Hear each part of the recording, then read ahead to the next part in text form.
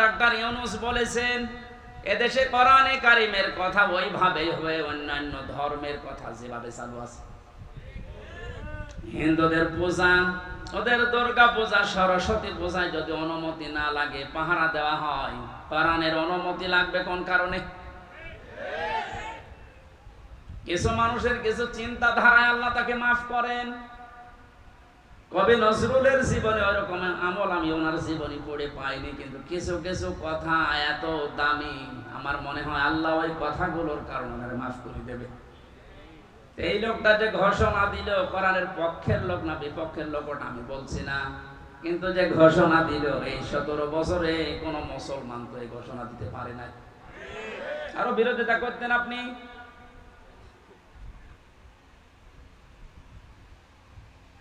অন্যান্য ধর্মের অনুষ্ঠানে যদি অনুমতি না লাগে, মুসলমানদের কোরআন প্রচারে প্রসারে অনুমতি নেওয়া লাগবে। কোন কারণে? কোনো অনুমতি আজকে থেকে নেওয়া লাগবে না।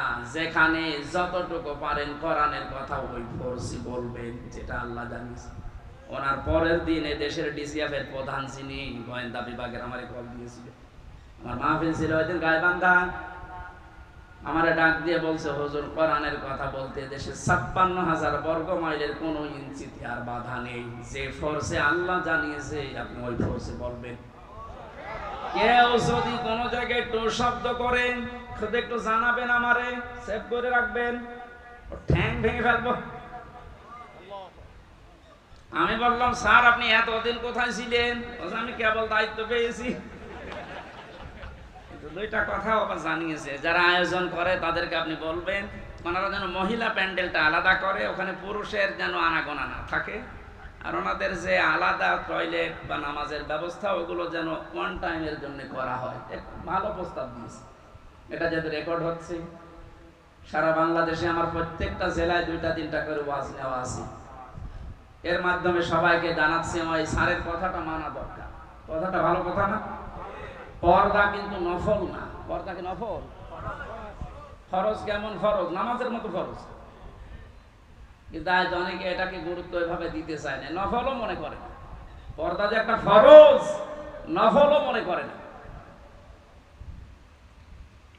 এই জন্যে কাজটা যেভাবে উনি করতে বললেন আমি আপনাদের কাছে পৌঁছিয়ে দিলাম। উনি আজকেও আমাকে জানিয়েছে কোর্ট থেকে বের হওয়ার পরে, যেই দেখেছে সব মামলা ঢিসমিস হয়ে গেছে। আমি সাংবাদিকদের সামনে যখন ব্রিফ করছিলাম, ব্রিফিং করার পরেই কল দিয়ে জানিয়েছে যে আপনি কিন্তু আজকেও মাহফিলে যাবেন। আমি জানি কোথায়, খিলক্ষেত। এটা কি খিলক্ষেত? দেখেছেন, আমি জানি না আমার মাহফিল কোথায়, কারণ আমার সাথে যে ছেলেটা আছে ও আমার একদিন আগে জানায় যে আজকে অমুক জায়গায় মাহফিল আছে। ওনারা জেনে ফেলেছে, কত খোঁজ রাখছে। ওনার ওই কথাটা আমরা আহ্বান জানালাম, আপনারা মেনে চলবেন। মেয়েদের এই সিস্টেমগুলো একটু দরকার। ওনাদের ইসলাম জানা দরকার নেই? বলেন। যারা টট্ট বটন ছিল এতদিন, এরা সবগুলো কোরআনের ভাষায় জালিম। জালিমদের জন্য সব চাইতে আমার ভয় লাগে সূরা শুরার ৪২ নম্বর আয়াতটা পড়লে, ইন্নামাস সাবিলু আলাল্লাযীনা ইয়াযলিমুনান নাস ইলা আখির আয়াত। আল্লাহ পাক বলেন, অবশ্যই আমি আল্লাহ নিজে মামলা দায়ের করব, নিজে অভিযোগ দায়ের করব, কেস করব। শব্দের অর্থ দিকে খেয়াল করেছেন? ইন্নামাস সাবিলু আলাল্লাযীনা ইয়াযলিমুনান নাস। আল্লাহ ইয়াযলিমুনাল মুসলিমুনা দেননি, ইয়াযলিমুনান নাস দিয়েছেন।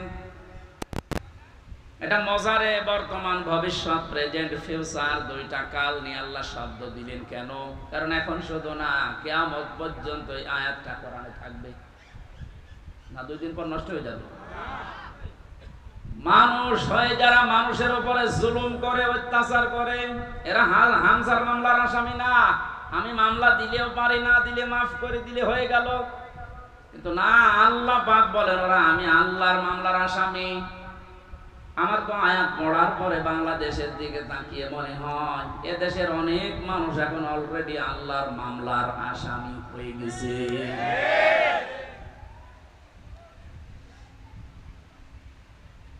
যিনি বিচারপতি, যিনি রায় দেবেন, তিনি যদি মামলার বাদী হয়, বলেন আপনার পক্ষে রায় আসার সম্ভাবনা আছে? আমার পক্ষে তত বিচারপতি ছিল অনেকগুলো, সিএমএম কোর্টে, জজ কোর্টে, হাই কোর্টে পর্যন্ত, কিন্তু শুধু উপরের নির্দেশ পাইনি, এজন্য লিখে নাই। অথচ যিনি নিজে রায় দেবেন, যিনি নিজে নির্দেশ দেবেন, আলাইসাল্লাহু বিআহকামিল হাকিমিন, সবচাইতে বড় বিচারপতি যিনি, তিনি আল্লাহ। আপনার মামলার আসামবাদী। আমার ভয় লাগছে আমরা আবার আল্লাহর মামলার আসামি হয়ে যাচ্ছি না তো। ওয়ায়াবগুনা ফিল আরদি বিগাইরিল হক, অন্যায়ভাবে পৃথিবীতে বিদ্রোহ করে যারা বেড়ায়, এই দুই প্রকার মানুষ আল্লাহর মামলার আসামি। আর এই দুই প্রকার মানুষ এখন বাংলাদেশে বেশি। আগস্টের 5 তারিখ থেকে আজকের এই 2 তারিখ পর্যন্ত তাকান, এই 26-27 দিনে কত ভাবে চেষ্টা চালাচ্ছে কি করে বিশৃঙ্খলা তৈরি করা যায়, বিদ্রোহ করা যায়, দুনিয়া অশান্ত করা যায়। আমি আপনাকে বলছি,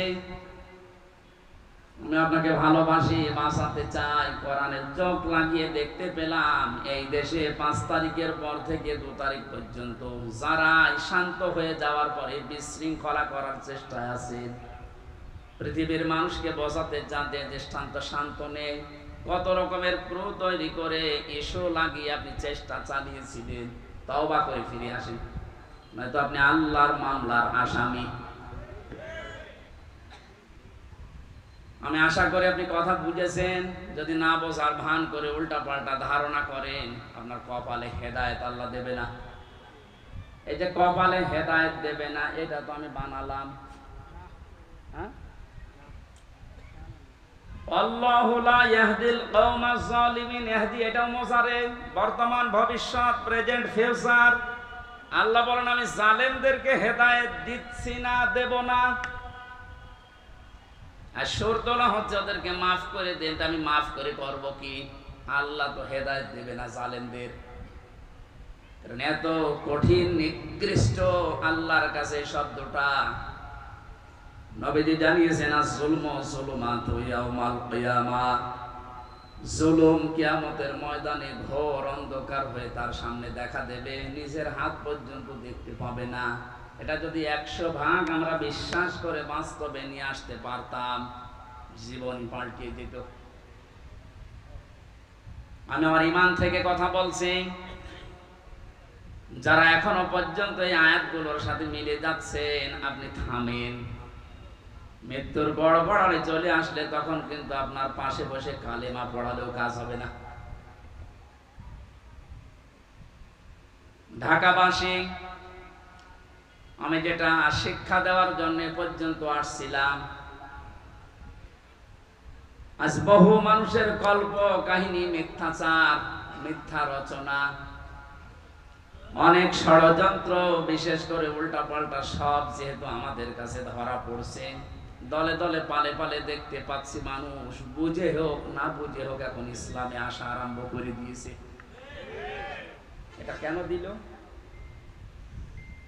কোরআনে কারীম জানিয়েছে ইযা জাআ নাসরুল্লাহি ওয়াল ফাত ওয়া রাআইতান নাসা ইয়াদখুলুনা ফি দীনিল্লাহি আফওয়াজা। আল্লাহ পাক বলেন, হে নবী, যখন আমার সাহায্য আসবে তখন আপনি বিজয় দেখতে পাবেন। কিছু না হলেও কিছু আমরা পেয়েছি। আল্লাহর সাহায্য আসার কারণেই কিন্তু আমরা বিজয়ের স্বাদ পেয়েছি। মানুষ যে পরাধীন থাকলে কি হয়, এটা এই 27 দিনে আমি টের পেয়েছি। সবচেয়ে বেশি টের পেয়েছিলাম মাটির নিচে যতদিন ছিলাম, ওই সময় চোখের ওপরে কালো কাপড় বাঁধা, আমার হাতে পেছনে হ্যান্ডকাপ দেওয়া, পায়ে ডান্ডা বেড়ি দেওয়া, মাজায় দড়ি দিয়ে যখন টেনে নিয়ে যেত, মনে হচ্ছে এ পৃথিবীতে সব চাইতে বড় অসহায় আমি। মাটির নিচে অবস্থায় ছিলাম। আপনারা উপরে যারা ছিলেন, বিবেক দিয়ে বলেন তো, আপনারা অসহায় ছিলেন না? গত কয়েকদিন আগে কুষ্টিয়ায় বাংলাদেশ জামাত ইসলামী ওলামা বিভাগের আয়োজনে 500 আলেম সব ঘরানা থেকে নিয়ে এসেছিল। কত? 500। ওনারা আয়োজন করেছিল 500, 750 উপরে আলেম এসেছে পুরা কুষ্টিয়া জেলা থেকে, সব ঘরানার। প্রায় 2.5-3 ঘন্টা আলোচনা হয়েছে, কোনো সমস্যা না, কিচ্ছু পাইনি। আমি নিজেও ছিলাম। আপনি একটু ভাবেন তো, 5 তারিখের আগ পর্যন্ত 500 না 5 জন আলেম এক জায়গায় বসলে নিরাপদে থাকতে পারত? স্বাধীনতার পরাধীন কি অবস্থা, বাস্তবতা এইটা। এই অনুষ্ঠানটা করতে হলে 5 তারিখের আগে 14 জায়গায় পারমিশন নেওয়া লাগতো, তারপরও অনুমতি মিলত না। এ মানুষগুলো তো সেই মানুষই আছে। এখন 14 জায়গায় অনুমতি না। ডক্টর ইউনূস বলেছেন, এদেশে কোরআনে কারিমের কথা ওইভাবেই হবে, অন্যান্য ধর্মের কথা যেভাবে চালু আছে। হিন্দুদের পূজা, ওদের দুর্গা পূজা, সরস্বতী পূজায় যদি অনুমতি না লাগে, পাহারা দেওয়া হয়, কোরআনের অনুমতি লাগবে কোন কারণে? কিছু মানুষের কিছু চিন্তাধারায় আল্লাহ তাকে মাফ করেন। কবি নজরুলের জীবনে ওরকম আমল আমি ওনার জীবনী পড়ে পাইনি, কিন্তু কিছু কিছু কথা এত দামি, আমার মনে হয় আল্লাহ ওই কথাগুলোর কারণে ওনারে মাফ করে দেবে। এই লোকটা যে ঘোষণা দিল, কোরআনের পক্ষের লোক না বিপক্ষের লোক ওটা আমি বলছি না, কিন্তু যে ঘোষণা দিল, এই 17 বছরে কোন মুসলমান তো এই ঘোষণা দিতে পারে না। আরো বিরোধিতা করতেন আপনি।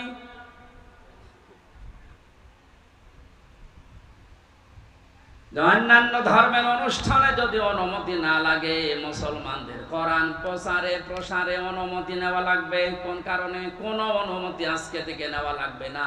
যেখানে যতটুকু পারেন কোরআনের কথা ওই ফোর্সি বলবেন, যেটা আল্লাহ জানিয়েছে। ওনার পরের দিন দেশের ডিসিএফ এর প্রধান যিনি গোয়েন্দা বিভাগের আমারে কল দিয়েছিল, আমার মাহফিল ছিল ওই দিন গাইবান্ধা, আমারে ডাক দিয়ে বলছে, হুজুর কোরআনের কথা বলতে দেশে 56,000 বর্গ মাইলের কোনো ইঞ্চিতে আর বাধা নেই। যে ফোর্সে আল্লাহ জানিয়েছে আপনি ওই ফোর্সে বলবেন। কেউ যদি কোনো জায়গায় একটু শব্দ করেন, শুধু একটু জানাবেন, আমারে সেভ করে রাখবেন, ঠ্যাং ভেঙে ফেলবো। আমি বললাম, স্যার আপনি এতদিন কোথায় ছিলেন? আমি কেবল দায়িত্ব পেয়েছি। দুইটা কথা আবার জানিয়েছে, যারা আয়োজন করে তাদেরকে আপনি বলবেন ওনারা যেন মহিলা প্যান্ডেলটা আলাদা করে, ওখানে পুরুষের যেন আনাগোনা না থাকে, আর ওনাদের যে আলাদা টয়লেট বা নামাজের ব্যবস্থা ওগুলো যেন ওয়ান টাইমের জন্য করা হয়। ভালো প্রস্তাব দিয়েছে। এটা যেহেতু রেকর্ড হচ্ছে, সারা বাংলাদেশে আমার প্রত্যেকটা জেলায় 2-3টা করে ওয়াজ নেওয়া আছে। এর মাধ্যমে সবাইকে জানাচ্ছি, আমার এই স্যারের কথাটা মানা দরকার। কথাটা ভালো কথা না? পর্দা কিন্তু নফল না। পর্দা কি নফল? ফরজ। কেমন ফরজ? নামাজের মতো ফরজ। কিন্তু আজ অনেকে এটাকে গুরুত্ব এভাবে দিতে চায় না, নফলও মনে করে না। পর্দা যে একটা ফরজ, নফলও মনে করে না। এই জন্যে কাজটা যেভাবে উনি করতে বললেন, আমি আপনাদের কাছে পৌঁছিয়ে দিলাম। উনি আজকেও আমাকে জানিয়েছে, কোর্ট থেকে বের হওয়ার পরে যেই দেখেছে সব মামলা ঢিসমিস হয়ে গেছে। আমি সাংবাদিকদের সামনে যখন ব্রিফ করছিলাম, ব্রিফিং করার পরেই কল দিয়ে জানিয়েছে যে আপনি কিন্তু আজকেও মাহফিলে যাবেন। আমি জানি কোথায়, খিলক্ষেত। এটা কি খিলক্ষেত? দেখেছেন, আমি জানি না আমার মাহফিল কোথায়, কারণ আমার সাথে যে ছেলেটা আছে ও আমার একদিন আগে জানায় যে আজকে অমুক জায়গায় মাহফিল আছে। ওনারা জেনে ফেলেছে, কত খোঁজ রাখছে। ওনার ওই কথাটা আমরা আহ্বান জানালাম, আপনারা মেনে চলবেন। মেয়েদের এই সিস্টেমগুলো একটু দরকার। ওনাদের ইসলাম জানা দরকার নেই? বলেন।